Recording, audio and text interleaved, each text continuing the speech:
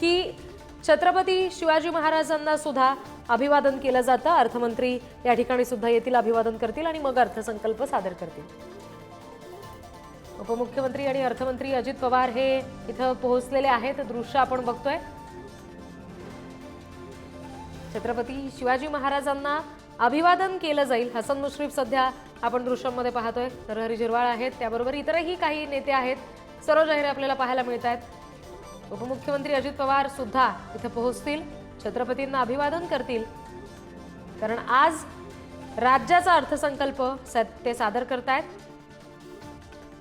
आणि पुढारी न्यूजवर या अर्थसंकल्पाचे सगळे तपशील आपण अगदी वेळोवेळी पाहणार आहोत।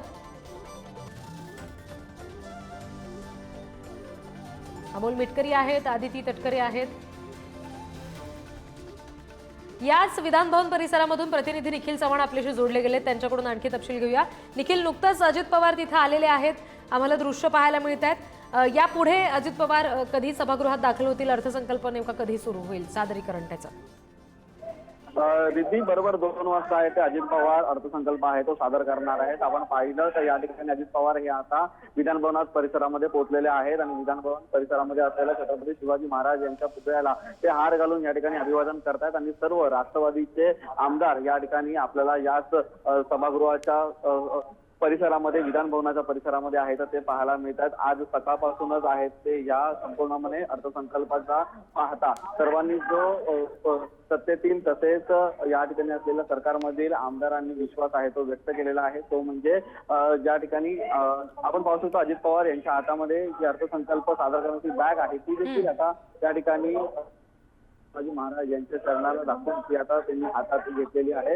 ब्राऊन कलरची ब्रीफकेस आपण या ठिकाणी पाहतोय की त्यांच्या हातामध्ये असून जास्त बॅग मध्ये अर्थसंकल्प सादर करणारा जो आहे तो अर्थसंकल्प या ठिकाणी पाहायला मिळतात। अजित पवार या ठिकाणाहून थेट आता विधान भवनातील सभागृहात आहे तर ते दाखल होतील आणि या सभागृहात दाखल होऊन हा संपूर्णपणे अर्थसंकल्प आहे तो बरोबर 2 वाजता आहे तर तो या ठिकाणी मांडतील। याच अर्थसंकल्पाला पाहता करण्यात आलेल्या सर्व काही घोषणा आहेत तर त्यांची पूर्तता होते का आणि महाराष्ट्राच्या जनतेला या अर्थसंकल्पातून काय मिळत आहे हे देखील पाहणं महत्त्वाचं आहे। निखिल, अर्थसंकल्प सादर करण्यापूर्वी अर्थमंत्री माध्यमांशी संवाद साधणार आहेत?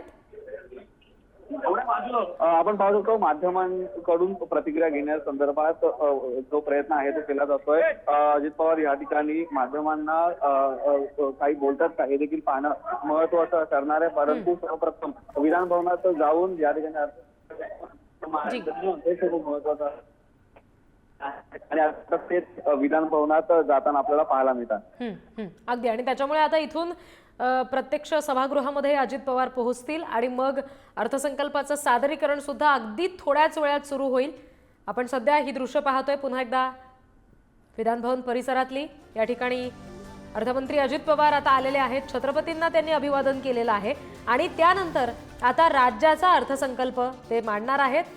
सगळ्या राज्यभरातल्या सर्वसामान्य जनतेचं, महिला वर्गाचं, शेतकऱ्यांचं, उद्योजकांचं, विद्यार्थ्यांचं सगळ्यांचंच लक्ष निश्चित या अर्थसंकल्पाकडे असेल, कारण सर्वसामान्यांना प्रचंड अपेक्षा आहेत अर्थसंकल्पातून।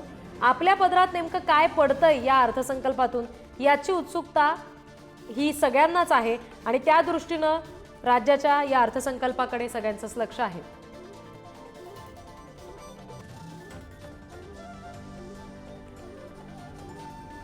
अर्थतज्ञ कपिय चांद्रयान सध्या आपल्याशी जोडले गेलेले आहेत, त्यांच्याशी आपण बोलणार आहोत।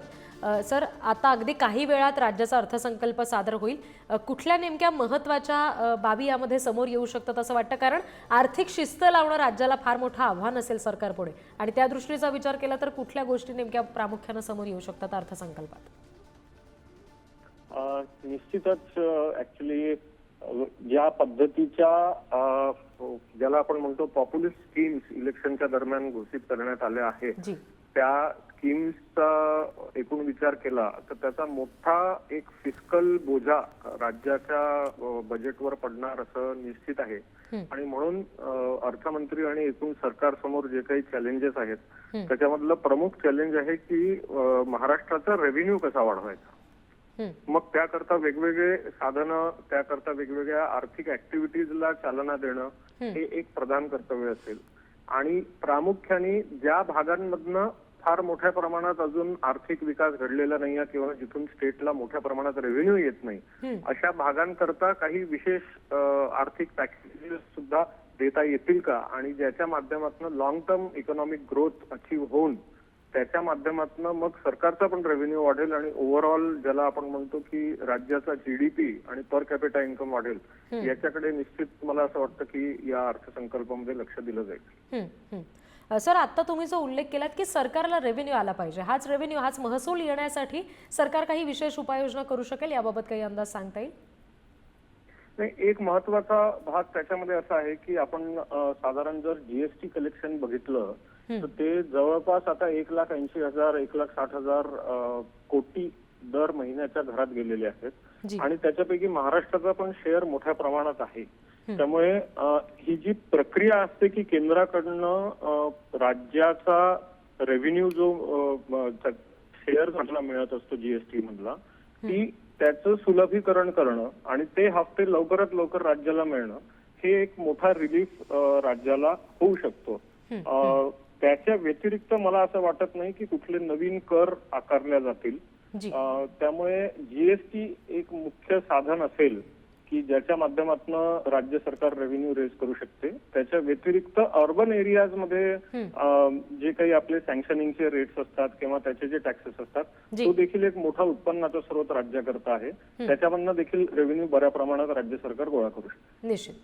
कपिल सर, धन्यवाद. ही सविस्तर प्रतिक्रिया आपण पुढारी न्यूजला दिलीत यासाठी. अर्थतज्ञ कपिल चांद्रयान सध्या आपल्याशी बोलत होते. त्यांनी या राज्याच्या अर्थसंकल्पासंदर्भात काही दायबंद आपल्याला सांगितलेले आहेत.